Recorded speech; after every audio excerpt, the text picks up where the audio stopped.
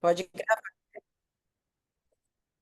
Boa noite a todos. Um grande prazer estar aqui com vocês hoje, principalmente pela entrada dos novos fellows do Retina Instituto. Hoje temos aqui o Dr. Lucas Brandão e a doutora Caroline Prado, nossos F1s que começaram conosco agora nesse ano de 2025. Então, muito prazer ter vocês aqui conosco. E um grande prazer também ter a doutora Bruna Pena, que ela é fellow do Centro Oftalmológico, foi minha aluna, é uma pessoa que eu gosto muito.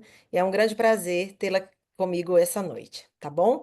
E vamos começar a nossa live de hoje com o nosso F2, né, Júlio? Já mudou de posto. O nosso F2, Dr. Júlio Andrade. Com a palavra, Júlio. Obrigado, Tereza. Queria parabenizar também os meninos aí que chegaram, né? Eles vão aproveitar muito do Fellow, vão aprender bastante com os nossos chefes e tudo de melhor aí nesse ano e bem-vindo também para a Bruna, né? Sempre bem-vindo aí para apresentar com a gente. Então vamos lá, continuando o que a gente estava falando sobre os protocolos, né? E hoje eu vou falar um pouco sobre o protocolo K. O protocolo K, ele foi estudado e realizado, escrito aí na época de 2016 até meados de 2008. Então é bem interessante a gente sempre estar atento às datas para a gente saber que às vezes algumas coisas que a gente sabe hoje, antes a gente não tinha esse conhecimento. Então, qual foi o contexto e o objetivo geral desse protocolo? O objetivo principal dele era avaliar a evolução após uma única sessão de laser de fotocoagulação focal para edema macular diabético. E por que que eles queriam realizar isso? Porque eles tinham uma necessidade, comparando com o protocolo modificado do ETDRS, de ver se esse protocolo que era realizado na época, ele não era um protocolo agressivo. E por quê? Porque eles faziam essa indicação de retratamento do laser em 4 meses. Então aí a gente volta ali no objetivo geral. Esse protocolo K, ele quer avaliar a evolução após uma única sessão do laser e ver como que esses pacientes vão evoluir. Se era necessário, então, reaplicar esse laser em 4 meses, como eles faziam nessa época. Como que foi o desenho do estudo? O estudo foi um ensaio clínico prospectivo multicêntrico e intervencionista, já que os pacientes eram feitos laser, com um estudo de 110 olhos. Qual que eram os objetivos? Os objetivos, o número um, avaliar a taxa de melhora do edema macular após a fotocoagulação focal, determinar a proporção de pacientes que atingem os critérios de melhora, que eu vou mostrar para vocês, principalmente em todos esses protocolos, a gente está vendo ao longo das semanas que eles estão focando muito na acuidade visual e na espessura retiniana, reavaliar a necessidade do retratamento precoce, que era o principal objetivo, comparando aos protocolos da TDRS, e comparar a resposta entre olhos previamente tratados e não tratados, e explorar fatores preditivos de resposta ao tratamento. Os critérios de elegibilidade, mesma coisa, idade maior de 18 anos, o paciente tinha que ser diabético, e ele tinha que ter uma acuidade visual maior que 20/320 e uma espessura retiniana maior do que 250 micras no OCT, a espessura central.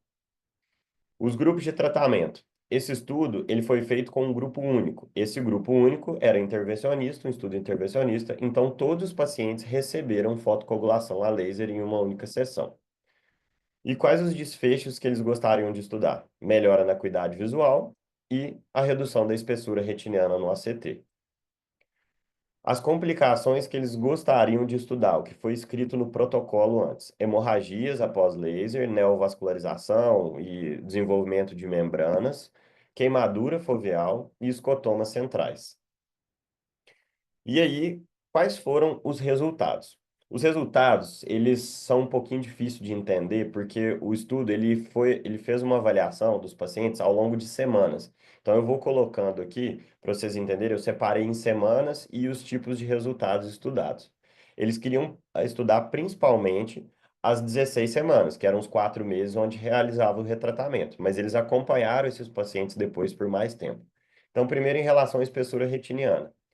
Na espessura retiniana, 54 olhos dos 110 apresentaram uma redução em mais de 10% dessa espessura. Desses 54, 28 olhos ainda apresentavam uma espessura de 250 ou mais, que caracterizou, então, o edema persistente. E aí eles continuaram a ser acompanhados para avaliar se eles iriam melhorar sem esse novo tratamento. Então, mesmo eles tendo melhorado, eles continuaram com o edema.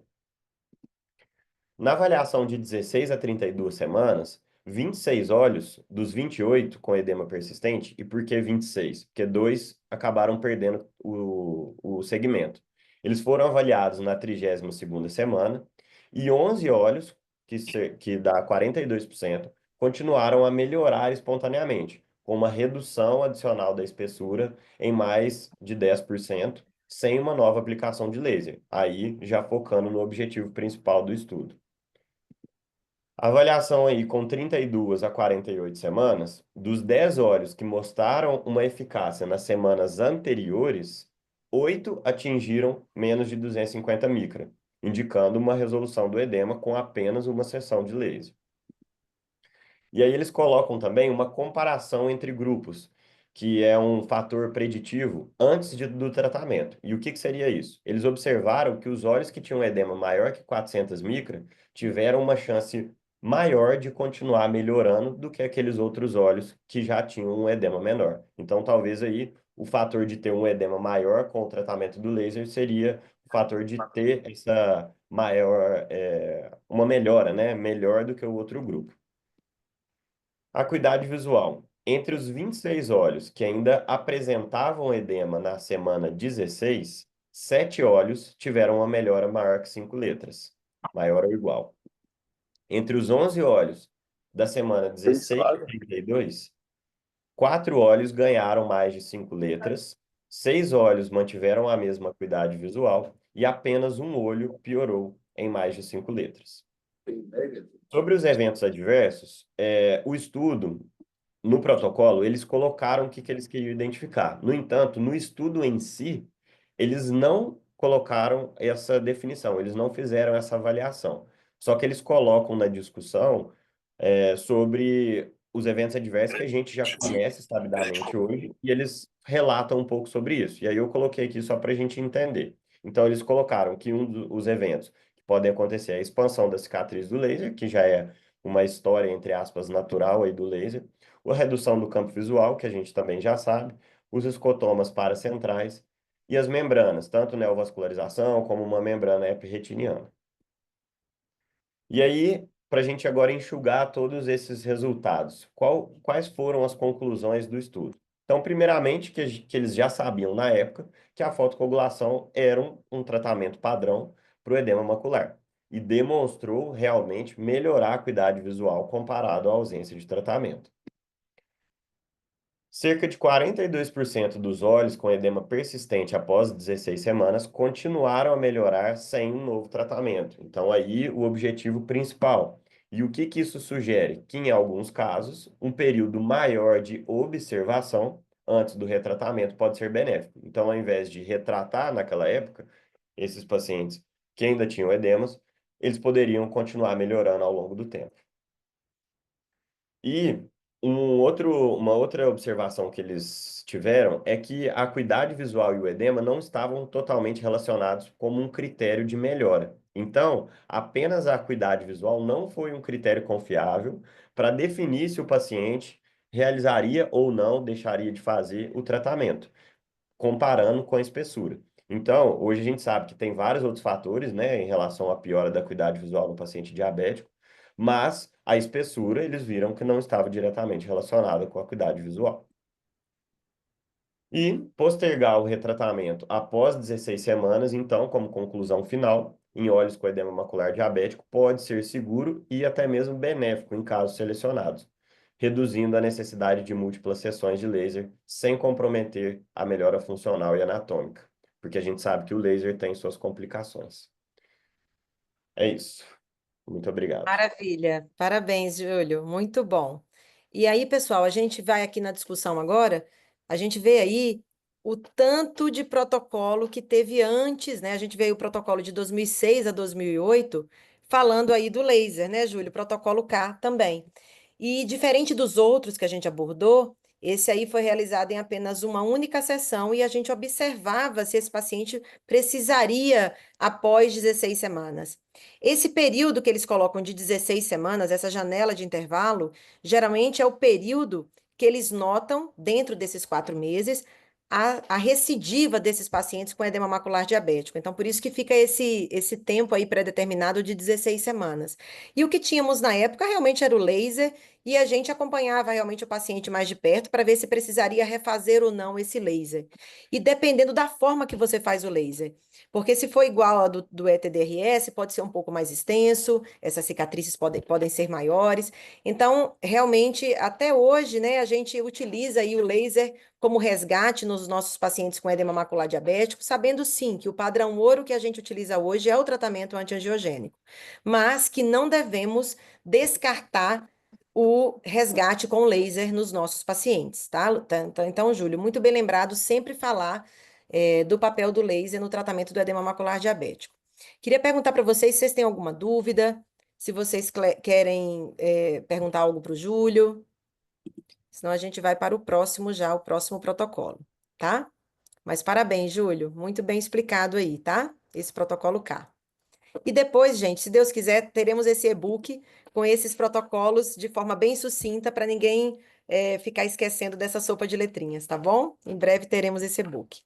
Bem, agora a nossa próxima palestrante é doutora Bruna, né? Agora eu acho, pelo nosso segmento aqui, pode compartilhar a sua tela.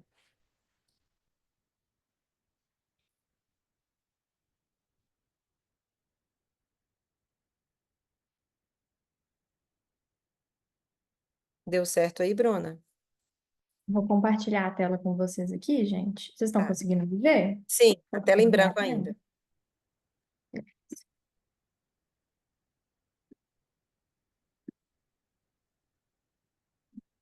Isso, Deixa agora eu sim. colocar aqui. Então, Bem-vindo. É um prazer ter você conosco, tá? A Bruna é fellow do Centro Oftalmológico, também foi uma aluna minha da faculdade, então é um grande prazer ter você conosco, viu? Boa aula. também eu fico super honrada pelo convite, Tereza.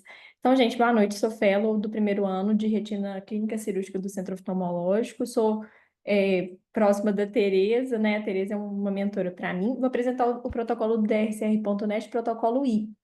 E esse protocolo é muito interessante porque eles começam a falar sobre. Na época, a gente usava só laser para tratar a retinopatia diabética. Então, eles começam a fazer algumas brincadeiras ali com o ranibizumab, sendo a classe de anti-VEGF para o tratamento de retinopatia diabética.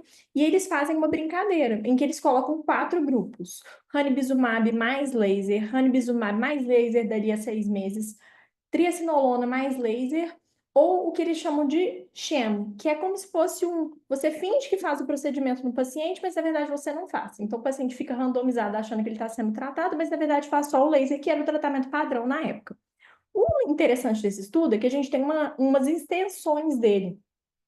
Então, ele foi feito, começou em 2007, 2008, a primeira publicação dele foi em 2010, que é essa daqui que eu deixei na tela, e aí ele teve uma extensão dali a 2 anos e uma extensão de 5 anos. E eu coloquei também alguns trechos da extensão de 5 anos para a gente ter já um pouquinho mais atualizado as coisas que esse estudo mostrou para a gente. Então, o que que foi esse estudo? O objetivo geral era comparar o uso da injeção intravítrea de anti-VEGF associada ao laser focal, junto ou 6 meses após a injeção, ou triacinolona associada ao laser, ou apenas o laser para tratamento do edema macular diabético, como eu tinha falado anteriormente.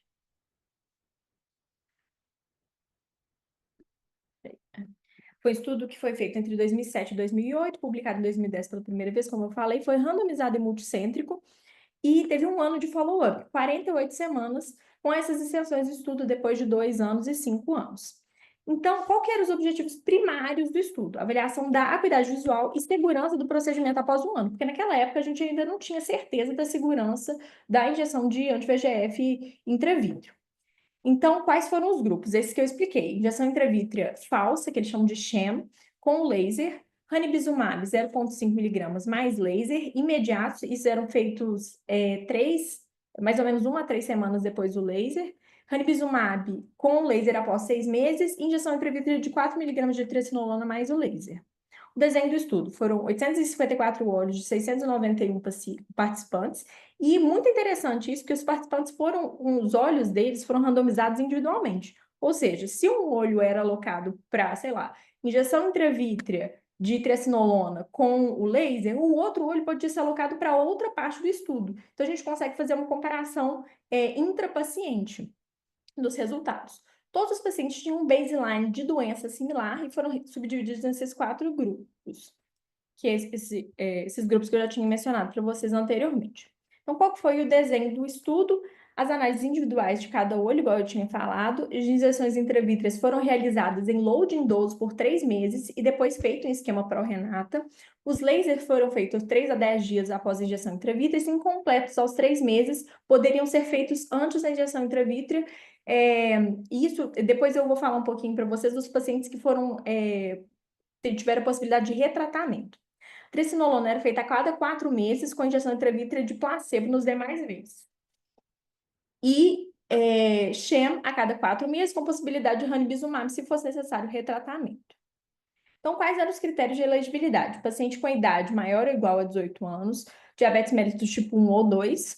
Os critérios clínicos: acuidade visual entre 20/32 e 20/320. Espessamento retiniano devido a edema macular diabético envolvendo o centro da mácula, sendo isso a causa da baixa acuidade visual do paciente. Espessura retiniana no OCT maior ou igual a 250 micras na região central, sendo isso também a causa do edema macular e a causa da baixa acuidade visual. E os critérios de exclusão: tratamento para edema macular diabético nos últimos 4 meses, indicação de panfoto nos últimos 4 meses anteriores ou provável indicação nos 6 meses subsequentes ao início do estudo, cirurgias oftalmológicas nos 4 meses anteriores e fatores relacionados a glaucoma, porque a gente tem ali a injeção da triacinolona, né, que o paciente poderia ter maior chance de ter catarata ou ter aumento da PIN. Então, pacientes que tinham GPAA ou que já tinham usado antiglaucomatose por causa de uso de corticoide ou tinham PIO maior ou igual a 25 milímetros de mercúrio eram excluídos do estudo.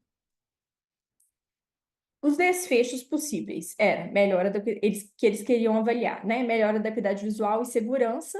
E as complicações que eles queriam avaliar era a possibilidade de endoftalmite por injeção intravítrea, catarata e aumento da pressão intraocular. Então, como é que era a avaliação desses pacientes?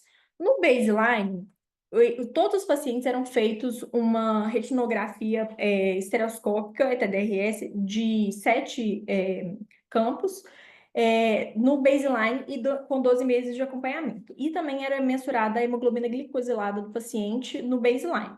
No baseline e em cada follow-up, que eram feitos a cada 4 semanas, com uma média ali de mais ou menos uma semana, ou seja, uma vez por mês, o paciente ia lá, medir a acuidade visual com ETDRS, era feito um OCT sempre no extrato, sempre com um profissional, um técnico treinado, e avaliação na lâmpada de fenda com mensuração também da tonometria. E após um ano, o acompanhamento passou a ser de 4 a 16 semanas, sendo espaçado de acordo com o próprio esquema pró-renata do paciente. Então, avaliação. E esses pacientes, como é que foi considerado o tratamento? Ele foi considerado um tratamento de sucesso se a acuidade visual era de 20/20 ou no OCT ele tinha espessura central menor do que 250 micras. Era considerado falha no tratamento, outras categorias que a gente vai falar, e pacientes que ficavam entre os 2 critérios de falha e sucesso do tratamento, eles eram classificados com uma categoria intermediária. Então, os pacientes que tinham falha no tratamento, eles foram avaliados eles seguiram o tratamento normalmente até a 16ª, a 20ª semana após o início do tratamento. Só após a 16ª, 20ª semana que a gente começou a pensar, esse paciente teve uma falha no tratamento, esse paciente teve um sucesso no tratamento.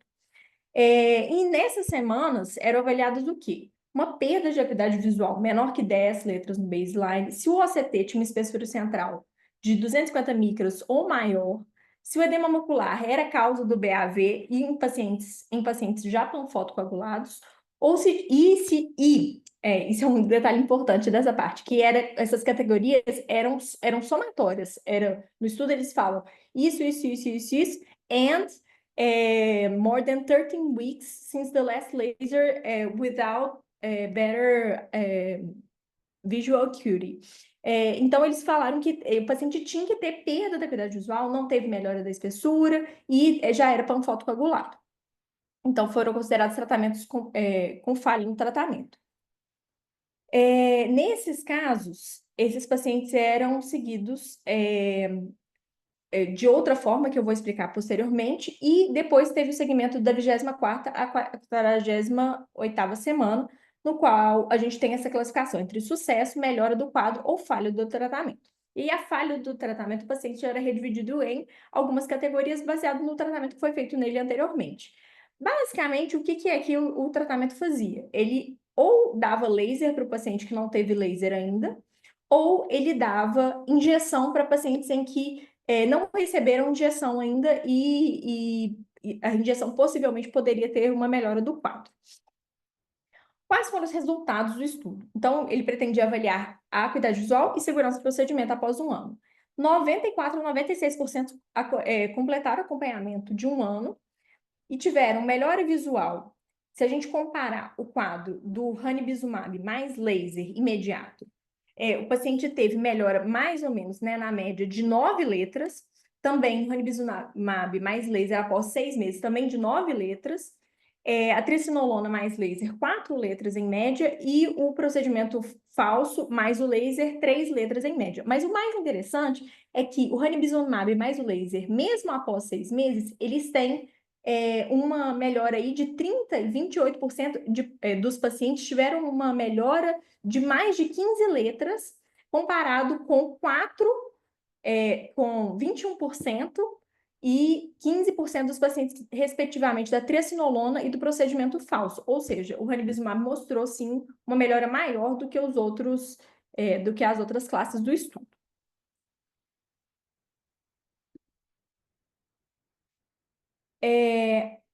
No caso do acompanhamento em 5 anos, só 75% dos pacientes completaram esse acompanhamento. Mas a gente tem um resultado interessante, que não houve significância estatística no ganho de letras, um ganho de letras absoluto, mas teve significância estatística no percentual dos pacientes que ganharam mais de 15 letras. Tiveram uma melhora muito importante. Então, a gente vê que o ranibizumab mais o laser... um detalhe importante, depois que completaram o primeiro ano de estudo, eles pararam de fazer a tricinolona e o procedimento falso, porque mostrou que não tinha benefício comparado com o ranibizumab mais o laser e o ranibizumab mais o laser após 6 meses. Então, eles começaram a comparar só esses dois grupos.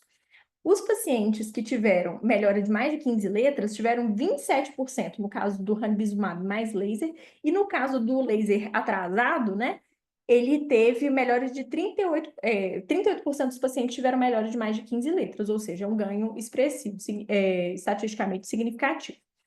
Em caso de melhora anatômica, nos pacientes, o caso de um ano, eles tiveram redução da espessura central, e aí, se a gente compara, eles tiveram uma redução da espessura central no ranibizumab, tanto com laser quanto sem laser, uma medida parecida, que é 112 micras e 111 micras, comparado com a tricinolona, 90 micras, e o procedimento falso com o laser, 79 micras. No caso do estudo de 5 anos, a gente teve também medidas parecidas no ranibizumab mais o laser, 167, e o ranibizumab mais o laser atrasado, 165 micras de melhora.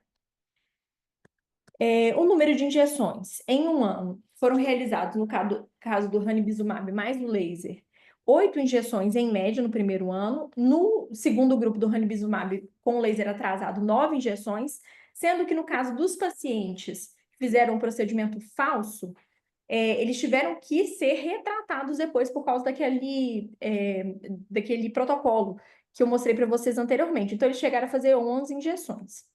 No caso do tratamento em 5 anos, não precisaram de injeção intravítrea. 62% dos pacientes do ranibizumab mais laser, 52% dos pacientes do ranibizumab mais laser após 6 meses, sendo que totalizaram no ranibizumab mais laser 13 injeções e no ranibizumab mais o laser após 6 meses 17 injeções. Então, agora, falando um pouquinho sobre os eventos adversos, porque o estudo objetivava também avaliar a segurança do procedimento. Então, em um ano, a gente teve a ausência de eventos adversos sistêmicos, 3 casos de endoftalmite, todos após injeção intravítrea de ranibizumab, No caso da triacinolona, teve sim um aumento de pacientes com catarata e aumento da pressão intraocular. A conclusão do estudo foi que o ranibizumab mais o laser tem resultados visuais melhores do que os outros grupos. E em 5 anos, a gente tem um desfecho interessante, que é o ranibizumab mais o laser, após 6 meses, tem uma melhora da acuidade visual mais sustentada. Mas o ranibizumab mais o laser imediato tem uma menor necessidade de injeção, ou seja, é menos oneroso para o paciente. É isso, gente. Muito bem, Bruna, parabéns. Esse protocolo, gente, esse protocolo I, foi um dos protocolos que nos guiam até hoje. Foi um dos primeiros protocolos que avaliaram o uso tanto do antiangiogênico em modelo PRN. Você viu que a Bruna explicou bem que no grupo do ranibizumab eram 3 injeções, depois eles aplicaram o modelo PRN. Então, foi o primeiro protocolo a utilizar um tratamento de extensão para pacientes com edema macular diabético. E através desse protocolo, que ela explicou muito bem os 4 braços, ela falou para vocês aí de um braço que tinha triancinolona. E esse braço da triancinolona, quando comparado com o braço que envolviam os antiangiogênicos, quando eles tiraram o efeito cataratogênico da triancinolona, esse grupo da triancinolona chegou a ter uma equivalência visual ao dos grupos com o uso do ranibizumab. Isso é uma coisa importante a ser dita, tá bom? Por conta do efeito cataratogênico da triancinolona. E esse protocolo I, quando ele fez a extensão aí para 5 anos, tem um protocolo que veio depois desse protocolo I, que é o estudo Early, que eles falaram o seguinte para a gente: aquele paciente que tem uma resposta às primeiras 3 aplicações do ranibizumab. Por que a gente está falando do ranibizumab? Porque ele foi o primeiro antiangiogênico on-label, né, utilizado para o tratamento do edema macular diabético. A gente utilizou, assim, Lucentis, até hoje é utilizado, é uma droga de ótima aderência e conforto também para o paciente. E aí, esses pacientes que respondiam a essas 3 primeiras injeções de ranibizumab, ao longo de 5 anos de segmento, esses pacientes também continuariam a responder muito bem, caso eles tivessem essa resposta inicial satisfatória depois das 3 primeiras injeções. Então, é um protocolo, esse protocolo I, até agora, desses protocolos do DRCR-NET, é um protocolo que a gente segue até hoje, porque ele teve muitas subanálises, tá? Então, foi um protocolo aí muito importante, divulgado aí no mundo da retinologia mundial, tá? Eu queria saber se vocês têm alguma pergunta.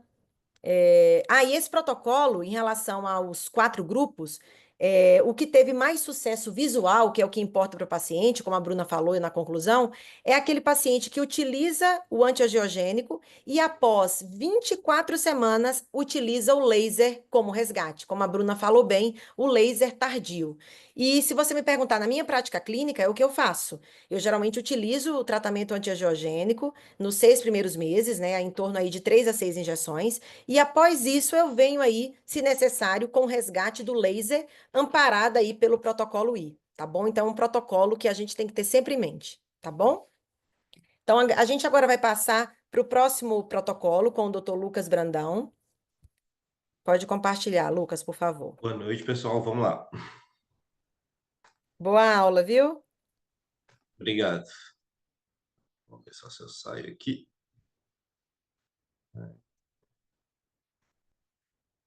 Beleza. Fechar aqui. Vamos lá, peraí. Tá dando para ver a tela? Deixa eu ver se eu consigo voltar aqui. Tá ótimo aí, agora sim. Aqui o meu não tá. Agora eu tô vendo só a tela do Zoom. Peraí, deixa eu ver se eu consigo voltar lá. Uhum.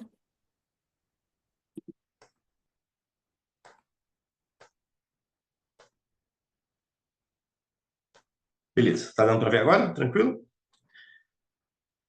Então, boa noite a todos. O meu artigo que eu vou falar hoje, né, o meu protocolo, ele fala sobre um trabalho randomizado que objetivava falar os efeitos do ranibizumab em comparação com a triancinolona nos casos dos pacientes com edema macular diabético, mas que já foram submetidos a fotocoagulação retiniana, seja ela focal ou em grid, nesses casos de pacientes com edema macular.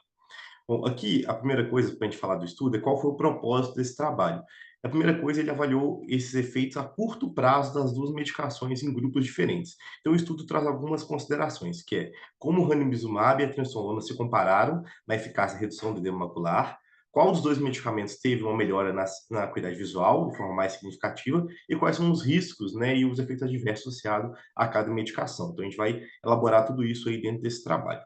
Só falando um pouquinho o conceito antes aqui, né, como eu sei que tem outros oftalmos, né, às vezes nem sempre retinólogos, mas só falando que a retinopatia diabética que eles abordaram nesse caso foram os casos de retinopatia diabética proliferativa, né, o que tem neovaso ali, devido à hipóxia crônica, e os casos de retinopatia diabética não proliferativa grave, ou seja, ambos os casos teriam indicação do laser, nesse caso também com edema macular, que a gente sabe que pode surgir em qualquer estágio da doença.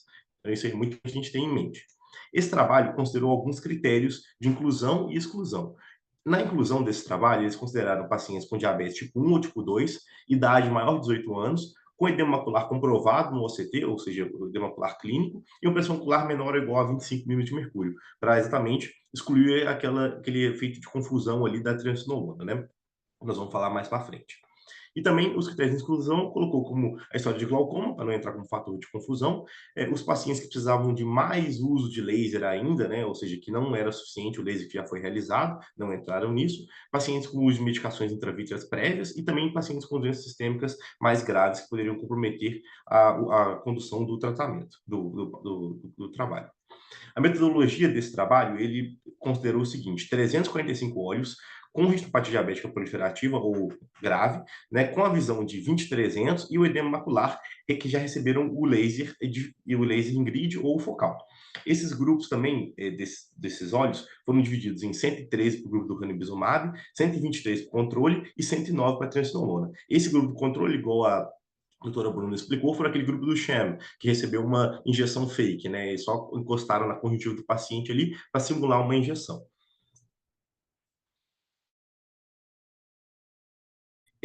Antes, né, de falar dos dados, principalmente, eu só queria falar um pouco das medicações. O ranibizumab, como a gente sabe, né, o Lucentis, ele é uma medicação que é um anticorpo monoclonal fragmentado, né, o FAB, que ele inibe um anti-VEGF-A. Ele previne essa angiogênese. Então, ele tem alvo nessas doenças que causam edema macular, é aplicado de forma intravítrea e tem uma redução realmente melhor da acuidade visual, apesar do valor comercial dele ser um pouco mais elevado que o da triamcinolona, que é um corticoide, que é usado na inibição da síntese de mediadores inflamatórios e redução da permeabilidade vascular, consequentemente, redução do edema e da inflamação. E tem os efeitos adversos que nós vamos ver mais para frente, o aumento da pressão intraocular e o efeito na catarata. E tem que ter um uso mais monitorizado.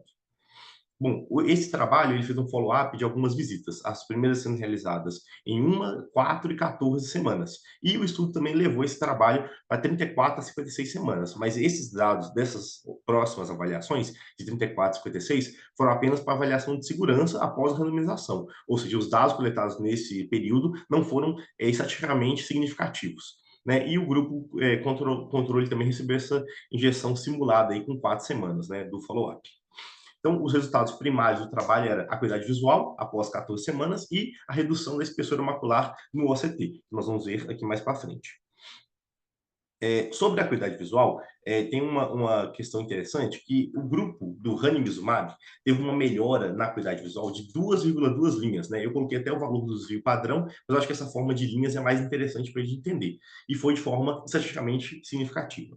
O grupo da triamcinolona teve uma melhora em média de 1,5 linha, também igual está aí o valor em desvio padrão, também significativo. E o grupo controle não teve uma melhora, foi uma média de 0,2 linha, né? Então essa melhora não foi significativamente estatística, considerado no trabalho nas 14 semanas. Né? Lembrando que o estudo de controle, né, o tempo de controle de 56 semanas, não foi avaliado com melhora ou piora da acuidade visual nem do edema macular, foi só em questão de segurança. E aqui, sobre a espessura macular, a gente vê que o grupo que recebeu o ranibizumab, né, as duas injeções, teve uma redução de 110 micrômetros da espessura central, estatisticamente significativo. E o grupo da triamcinolona, uma redução em média de 75 micrômetros, também significativamente estatístico. E o grupo controle, 20 micrômetros, ou seja, não foi significativo essa melhora que esse grupo apresentou. Em questão dos eventos adversos do trabalho, a gente teve um grupo, um olho com endoftalmite no grupo do ranibizumab. Os eventos cardiovasculares foram pequenos, mas não foram considerados nesse trabalho, já que tinham pacientes de alto risco cardiovascular. A gente teve que 3 olhos no grupo controle e um no ranibizumab e um na triamcinolona tiveram um descolamento tracional de retina nas 14 semanas e outros mais tiveram DR tracional após 14 semanas. 16 olhos no grupo controle, 6 no ranibizumab e 7 no triamcinolona tiveram hemorragia vítrea, que foi abordada durante o trabalho. E o aumento da pressão intraocular só foi visto no grupo da triamcinolona, sem a percepção disso nos outros grupos. Por fim, a gente pode concluir, né, falando sobre um pouco mais de trabalho e as últimas mensagens, é o seguinte, que esse trabalho mostrou que o ranibizumab realmente teve resultados melhores em relação à triamcinolona no curto prazo, né, que a gente pôde ver aí nesses pacientes que já receberam o laser. Eu acho que é importante falar que algumas críticas ao trabalho é o seguinte, que a segurança foi avaliada só até 14 semanas, poderia ter feito um follow-up maior desses pacientes, ainda mais considerando alguns outros desfechos que não foram avaliados, como a catarata no grupo da triamcinolona. A gente sabe que é um fator de risco importante. Eles também fizeram um controle glicêmico desses pacientes durante a avaliação, mas que não foi mantido por mais tempo. Então, isso também é um fator que entra aí como confusão também desse trabalho. E, por fim, eu acho que a gente sempre deve avaliar a questão da qualidade de vida desses pacientes, já que não teve essa avaliação aí, né, com aqueles questionários sobre qualidade de vida, mas é um fator a ser relevante. A gente acha que, às vezes, 2,2 linhas, né, 3 linhas é pouco, mas que o paciente, às vezes, está enxergando bem menos, é bem relevante. Então, assim, eu acho que isso aí também poderia ter sido abordado nesse trabalho, mas é um trabalho muito significativo, que a gente vendo aqui a comparação das duas medicações. Outra coisa para finalizar é que eles não fizeram nenhum trabalho comparando as duas medicações juntas, né? Foi um grupo controle, um triamcinolona, um ranibizumab, não teve nenhum as duas juntas. Talvez aí, quem sabe, seria válido também a gente questionar isso aí. Tá bom? Muito obrigado a todos. Eu fico aqui à disposição para as dúvidas e é isso. Maravilha, Lucas. E respondendo também, esse aí, gente, é o protocolo J, tá? Esse que o Lucas Protocolo J. abordou, tá? É um protocolo de curto prazo de segmento, vocês viram aí 14 semanas. Então, ele vem mais uma vez querendo comparar o antiangiogênico com o corticoide que utilizávamos na época, que era a triamcinolona. A gente ainda não tinha o implante de dexametasona, né, que veio só posteriormente. E em relação a esse questionamento que o Lucas fez no final, de um estudo comparativo entre um corticoide e um antiangiogênico, a gente vai ter, depois a gente vai abordá-lo, que é o Bevordex, que foi um dos protocolos onde a gente comparou o Ozurdex com o bevacizumab em pacientes com edema macular diabético. Então, a gente, em breve, vai falar desse protocolo também. E esse que o Lucas abordou, esse protocolo J, infelizmente, assim, ele teve esse curto segmento, mas sempre deixando mensagens para a gente, né, sobre os efeitos colaterais de cada tratamento, principalmente do uso da triacinolona. A triacinolona, quando utilizávamos antigamente, ela tinha uma taxa cataratogênica que chegava até mais de 80%, e pacientes com aumento da PIO em mais de 75%. Então, são efeitos colaterais significativos com o uso da triamcinolona, mas era o que tínhamos na época, tá? Então, parabéns, Lucas, pela aula, muito bom. Sempre, sempre muito bom ter você aqui. E agora, né, ficaremos aí por 2 anos juntinhos. Vamos agora para o próximo protocolo, que é o protocolo L, que é o último protocolo da noite, com a doutora Caroline Prado. Boa aula, Carol. Muito obrigada. Vamos lá.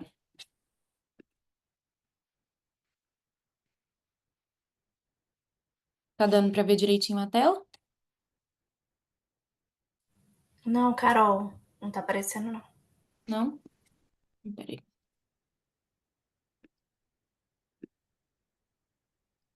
E agora? Sim, Agora sim. sim. Pode pôr no modo apresentar, reproduzir. Aí, isso. Tá, deixa eu só apertar aqui para ver se isso aqui sai. Eu acho que não. Mas aperta que depois sai. Agora foi. Isso, ótimo. Então, vamos lá. Meu protocolo é o protocolo L. Ele foi desenvolvido entre 2009 e 2013.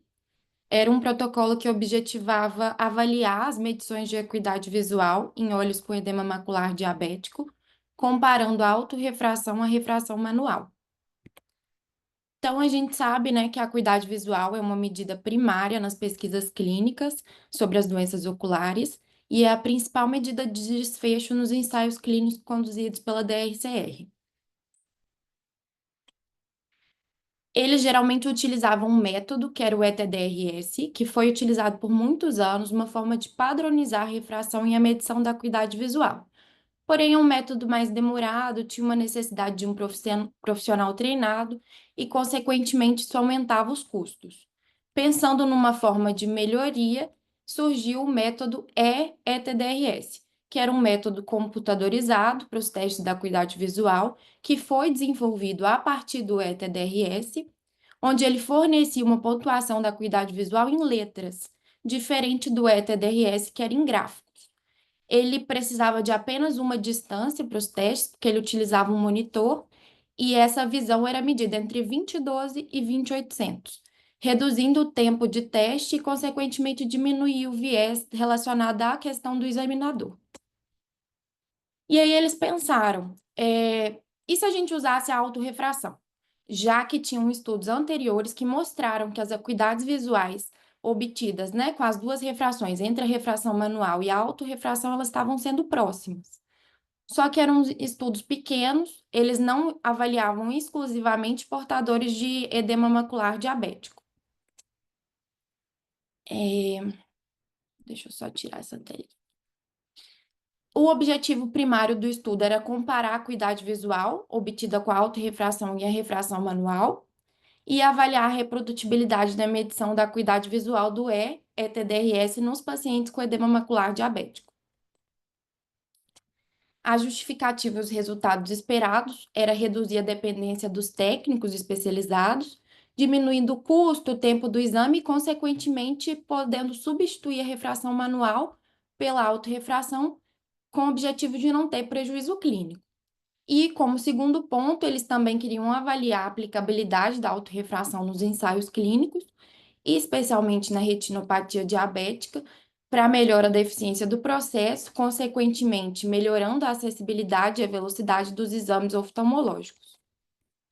Os critérios de elegibilidade foram pacientes com idade maior ou igual a 18 anos, eles tinham que ter diagnóstico de diabetes tipo 1 ou tipo 2 já confirmados e ter pelo menos um dos olhos com OCT, identificando a espessura macular central maior ou igual a 250 micrômetros, uma acuidade visual equivalente no Snellen melhor ou igual a 2400 e um edema macular diabético como causa primária da redução da visão.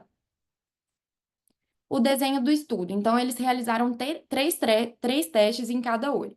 Um utilizava a refração de um autorrefrator e 2 testes utilizando a refração manual. Eles faziam sempre uma pausa de 5 minutos entre os testes, primeiro sempre o olho direito, depois o olho esquerdo, e o técnico que realizava o exame ele era mascarado quanto à fonte da refração. Além disso, a ordem dos testes também era randomizada para evitar qualquer viés.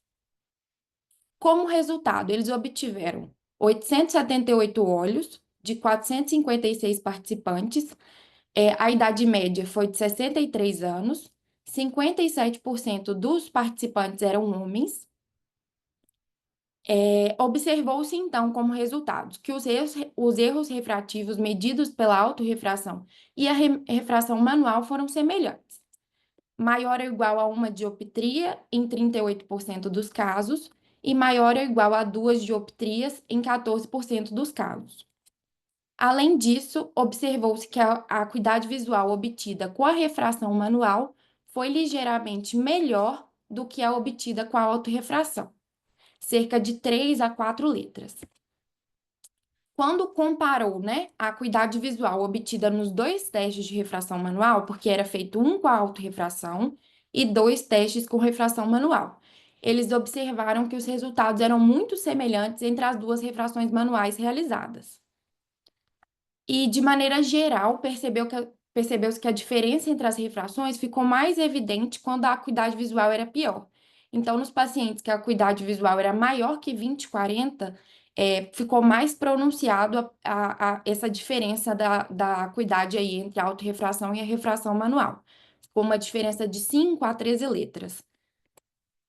E de todos os autorrefratores utilizados, os da série Top com 8.000, eles geraram refrações mais semelhantes à refração manual. Um fato até interessante para uso nas nossas clínicas mesmo, saber o autorrefrator mais confiável, né?